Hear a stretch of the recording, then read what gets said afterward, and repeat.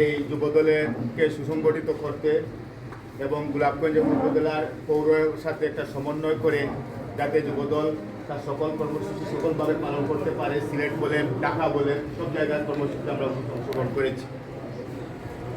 এবং আমি এই জন্যই বলতে চাচ্ছি যে বিগত দিনে আপনারা যুবদল থেকে সেন্ট্রাল যুবদলের প্রেসিডেন্টকে এনে আহত নিহতদেরকে দিয়েছিলেন, সেখানে কিন্তু আমাদের গোলাপগঞ্জ উপজেলা উপকৃত হয়েছে। সেটা আসলে আমরা মর্মাহত হয়েছি যে আমাদের যুবদলের আহত আছেন গোলাপগঞ্জের, নিহতও আছেন, কিন্তু তাদের পরিবারকে কেন ডাকা হলো জানানো হলো না। আসলে পরবর্তীতে আমরা সেটা দেখে জানতে পেরে আমি নিশ্চয়ই মর্মাহত হয়েছি।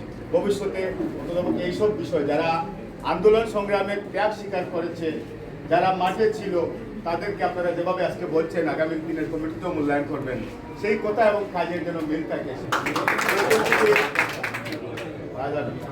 আমি হয়তো আর যুবদল করবো না, আমি আগেই বলেছি। আমার জেলা যুবদলের সভাপতি সাধারণ সম্পাদক অবগত আছেন এবং ইতিমধ্যে জেলা বিএনপির কমিটিতেও আছি। যুবদল তো করবো না, জানি না কতটুকু এই যুবদলের জন্য করতে পেরেছি, কিন্তু আমি চেষ্টা করব আপনারা যে লক্ষ্য এবং উদ্দেশ্য নিয়ে আজকে কার্যক্রম শুরু করেছেন, যুবদলকে আরও ত্বরান্বিত করার লক্ষ্যে, যুবদলকে আরও ধারালো ভূমিকায় অবতীর্ণ করার জন্য যে উদ্যোগ নিয়েছেন সেটাকে আমি স্বাগত জানাচ্ছি। তবে আমরা কিন্তু এখনও ক্ষমতায় আসিনি। অনেকে হয়তো আমরা অনুভব করতে পারছি না যে দেশের আগামী ভবিষ্যৎ আবার সেই বিগত দিনের আন্দোলনের মধ্যে হয়তো আপনাদের জেলা যুবদল বলেন এবং বিভিন্ন ইউনিটের আহ্বায়ক, যুগ্ম আহ্বায়কদেরকে ফোন করে বলতে পারেন যে আপনারা ওইখানে রাজপথে একটু নামেন।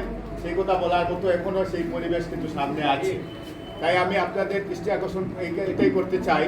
আমার গোয়েনঘাটের আহ্বায়ক যে বক্তব্য রেখেছেন, আমি আহ্বায়ক ছিলাম দীর্ঘদিন, 21 সাল থেকে আজকে 25 সাল, প্রায় 4টি বছর।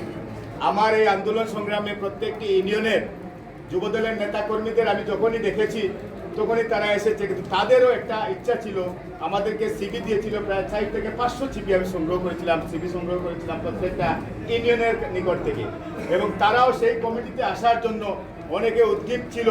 আমরা পরবর্তীতে জেলা যুবদলের নির্দেশনায় সেই ইউনিয়ন কমিটির কার্যক্রম আমরা স্থগিত করতে হয়েছিল আমাদেরকে, কিন্তু পরবর্তীতে যেসব আন্দোলন সংগ্রামে ঢাকা বলেন, সিলেট বলেন, আপনাদের প্রত্যেক সংগ্রাম আন্দোলনে আমার 11টা ইউনিয়নের প্রত্যেকটা ইউনিয়ন থেকে নেতাকর্মীরা এসে কিন্তু আন্দোলন সংগ্রামে ঝাঁপিয়ে পড়েছিল।